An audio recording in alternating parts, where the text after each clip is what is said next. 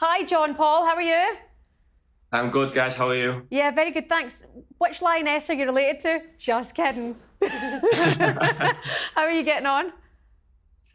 Doing all right. A bit tired today after the last few days. It was a long trip to Geneva, a long bus straight back after the game because we're all based in Zurich. I'm not sure if everybody knows that, but Okay. yeah. So a bit tired today. It's definitely been a long, upwards of a month. So we're struggling through. Honestly, I've been following your journey on social media. Yesterday, I got a bit jealous because you were out diving in and backflipping off things onto the lakes and stuff like that. It looks like everyone's having a good time. Yeah, it is. It is. It's nice that we're all in the same hotel together as families. A little bit hungover yesterday from the game. So the only way to cure a hangover really is to dive head first into some cold water, which we managed to gather some troops up to go and do down at the lake in Zurich. I'm glad you're having a good time, and you've been on the journey from the beginning as well. How's Georgia getting on? How's camp going? How's the feeling amongst the women? Yeah, it's good. We went out for some food last night. There was a few of us at a local Chinese restaurant, so it was nice. Just nice to chat to them. Nice to take the mind off the football a little bit and hopefully a bit of normality again. So yeah, no, everyone's pretty fine. Everyone's pretty good. How important is that, do you feel, like you's been there as a family to support your sister, and just how much kind of time do you get together just to try and keep it normal and just keep everyone relaxed even though you're at a major tournament? It is. It's that kind of bring that calmness and normality to it all, I suppose. I've actually probably seen Georgia more this past month than I have in the past 12 months because she's based out in Munich. So it's been nice to connect. At match day +1, we always have some sort of family meet up. We've had a bit of time in the evenings. So yeah, it's just about getting people together and having that calmness for everybody and just calm it down, leveling it out again. Match day +1. And then obviously you drive on again to next game. So what's this? Sorry, I hear that you're quite into the high rocks training. Are you rallying the troops in for that? I think Shebahn here could do with a bit of training if you want to get her on board. JP, man, I'm out of breath going up the stairs, so we need to start from the beginning there. Yeah, we've had a couple of high rock sessions. We've been scouting Switzerland for a couple. Alex's boyfriend Jack, their agent Sam. I've got one booked this afternoon with Giorgio Russo as well. Ash Hodgson, I think Shebahn. She was telling me about you before. Yeah. He's been on one with us as well. So yeah, we've been trying to keep the fitness up in the midst of everything else going on as well. Do you know what I think, JP? I'm sorry, I've gone to calling you JP already, but when I look at the groups of you and Giorgio, for example, obviously, who's been spoken about loads over here at the minute because of Love Island and whatever like that, and then I look at like Chloe Kelly's hubby and whatever, and I'm like, remember when England men would go to a major tournament and then they would focus on the wags? You guys are now the male version of that, like inside the Sun newspaper. It's so weird. What's it like for you lot? Well, firstly, I don't think you're getting with your sister. I'm going to put that out there. I'll let you. The name of our group chat, we've got a little one going for a few years now called the BABS, which is the brothers and boyfriends. Nice, like that. That's good. We've kind of coined that phrase over the past few years, which we've now got a fair few of us in that group chat. We keep trying to add to it as we go. That's cute. The brothers and boyfriends. John Paul, when Ruesha went to the World Cup a couple of years ago, she was well, she was going through stuff, so I decided to just go to her room each night and order wine. She wasn't allowed to have any, but I did put it on her bill. I think it's great that you lot are there and it looks fun and you're having a good time. And I mean, let's not forget about the entertainment you've had along the way as well. I mean, I don't know how you go through that. I feel what Ruesha feels when she's on the pitch. How do you feel what they feel when they've been on the edge of going out on numerous occasions? It's something I've actually probably not really experienced as quite like it really, and but it's funny because I've had this conversation with Doran, who you spoke to, George's agent, and we were asking about the game and how do you think they're going to get on, and I just can't see them the past couple of games. I can't see them losing. They're just too relentless, and even when it is the last minute or the last second and there's one chance, you still felt at 94 minutes that they still weren't going to go home, which is weird. It's a weird feeling to feel that 1-0 down, might not always be going for you, but it still didn't feel like we were ready to go home. And that's a credit to the team and everybody that's involved in that, really, that even though we are it's a minute away from going home, and I still doesn't feel like we're ready to do that yet. Yeah, I think even watching the games here, like obviously watching the Lionesses for some time now, you know how good they can be.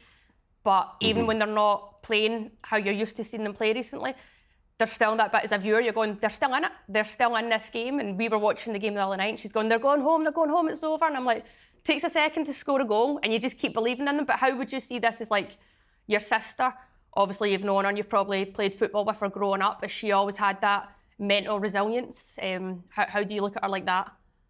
Yeah, she's probably one of the most mentally strong people I know. Growing up with 3 brothers that she's had to fight with for attention. She was the one who became the professional footballer to the heights that she's at. The way that she's moved and changed environments when she kind of felt that she needed to. And obviously the injury that was earlier in the year. It's a consistent mental battle, and that's what she's made for. John Paul, can I ask you about what it's like being a man who's been an ally for women's football all through your life because of your sis? But over here, there was a conversation on the sports bar at talkSPORT about seeing Serena Wiegman move into the men's game. It's something now, what feels like this tournament, people are now more willing to have these conversations. Is that something that you ever think about, or are you just focused on the women's game growing for itself? Yeah, I'm just focused on the women's game going for itself, really. Everybody could have those conversations. I'm not here to kind of create any headlines either. And at the end of the day, football's football. And if you like watching football, then you should enjoy watching football no matter who's playing. And that's what true football fans should really be like. Football's football. If you want to watch it, watch it. If you don't. But no, I don't really entertain those kind of conversations. I know where it's come from. I know how it's grown over the past 10, 15 years. To be part of it, to see it, it's the way it's gone is, it's incredible. And hopefully it just keeps going, really. Fair play. I mean, it's one of those things where there are men who have loved it for what it is, like yourself, and invested in it for why you're invested in it. But it is starting to catch on with a lot more men now who maybe weren't once interested. And that was interesting hearing Giorgio Russo saying that in the Love Island villa, there were so many of the guys just having conversations about it as well. It's becoming the norm. Yeah, well, it's exactly that. And if you enjoy football, that's probably the headline, really. If you enjoy football, you enjoy football. Whether it's your under-8s kids playing, whether you're going to watch somebody at non-league and you're paying a £5, whether you're just rocking up at a Sunday league team, whether you're League 2, League 1, men's football, international football, women's football, football's football. And if you can enjoy it for what it is, then, that's all you need to do, really. Yeah, that's the main thing. It's there for absolutely everybody. Listen, talk to us about the next couple of days. How do you chill out, take your mind off things? How are the families all doing together? Well, we're down into crunch time now, I suppose. The girls have been here a month. We've been here a month. Everyone's been flying in and out, so we're down to crunch time. I think we've seen all the ends of Zurich, and there's not much more for us left to see. But we've got a lot of people here at the minute. Hopefully, we've got some things planned. I'm actually doing a bit of workout here as well, which has been good. I'm able to work online, so that's been nice to break things up. Some fitness things, as you mentioned. We're trying to get some paddle tournaments organised again. Might try and drag everyone out for a night out before Sunday as well. Is this what you want to do, John Paul? Do you want to do the influencing people in health and fitness? Is that the kind of line of work that you want to focus on? No. I work in social media marketing for like kind of local businesses. So it's something I picked up a couple of years ago. I've done a lot of traveling myself and then grew a bit of a following online and then switched it to local businesses, which I've been helping them online for on social media and through their marketing for the past 2 or 3 years now. So that's generally what I do. The fitness is just something that keeps me mentally stable. Who wins the High Rocks battle, you or Giorgio Russo? I've probably, after the month I've had compared to the month he's had, I think it'll be Giorgio. He'll be picking me close today. And one final thing. He's only allowed 2 drinks. He's only allowed 2 drinks in Love Island. I've had way more than that. I can imagine you'll need it after some of the things you've been watching. At the end of the Italy game, Were the pizzas coincidental? We've seen all these pictures over here of the Lionesses after beating Italy, going through the stadium with pizzas. Was that? Yeah, I think no, they get pizzas after every game. Oh, they go. It's not it wasn't it wasn't a message to Italy. People can say it as well if they want, but no, they get pizzas pretty much after every game. They had one after Wales, and I'm not sure the Welsh should have been much known for the pizzas, so there was just no cameras on us at the time. See, this is what the press do. This is what they do. They're like, oh, Lionesses eat pizza to rub it in the face of the Italians. Classic. Well, to be fair, I don't think Georgia had any. We just had, I think we got busted on ITV for nicking it all over the pizza. John Paul, thank you so much for taking the time to come on today. Enjoy the next couple of days supporting your sister. Enjoy it as a family. And just know that everyone here is rooting for the Lionesses. Keep going. No, thank you very much. Thanks for having me on. Hope it was okay for you all. Very insightful. Thank you. Thank you, John Paul. All the best. And we'll see you very soon.